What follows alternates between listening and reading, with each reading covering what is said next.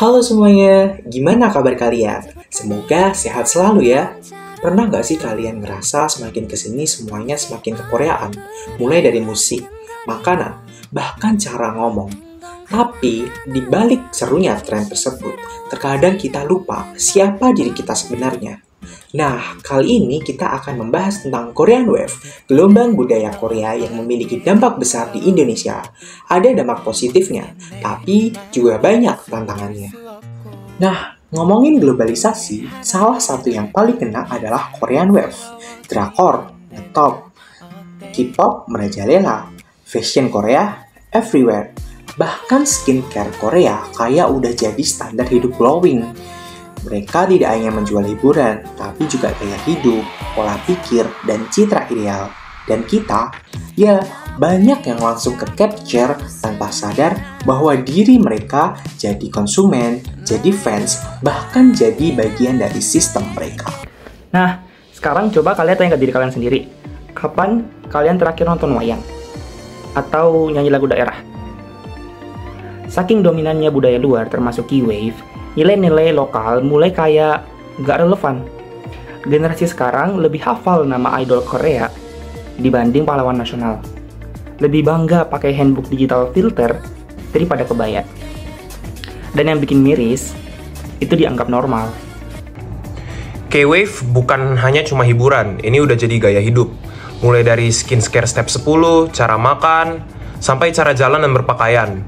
Bahkan standar cantik dan ganteng sekarang kayak diukur pakai template artis Korea. Tapi, kalau semua orang pengen jadi Korean style, kita ini mau jadi siapa? Gaya hidup kita jadi copy-paste tanpa proses mengenal diri. Bahasa juga kena imbasnya. Sekarang kita gampang kali bilang opa, uni, saranghe dalam percakapan kita sehari-hari. Sementara bahasa daerah kita makin jarang kita pakai.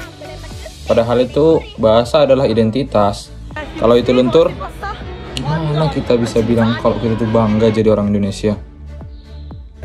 Kearifan lokal kayak gotong royong, sopan santun, dan adat istiadat itu harta yang gak bisa ditukar.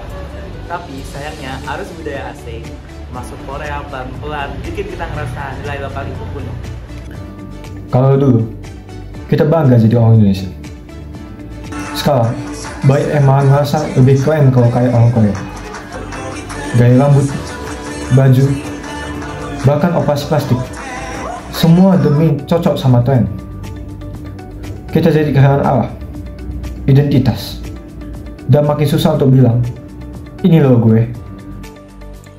Ngomongin tentang tren nih, di Korea itu kayak sangat mudah dan juga mereka itu pandai banget buat memperjualbelikan budayanya mereka itu.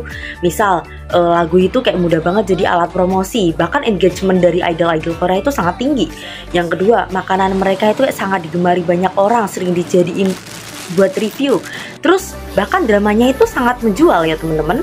Nah, tapi kalau budaya kita kayaknya masih sering yang menganggap itu jadul, padahal itu tuh sangat berpotensi untuk dijual ke dunia.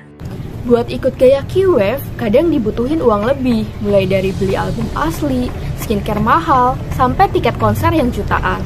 Buat yang mampu sih aman, tapi yang enggak, kadang maksain yang malah akhirnya muncul ketimpangan sosial dan dianggap ketinggalan bagi yang enggak ikut arus. Kalau kita terlalu larut dengan budaya luar, nasionalisme pelan-pelan terkikis. Cinta tanah air bukan berarti kita anti Korea, tapi kita sadar kita punya budaya yang sama berharganya.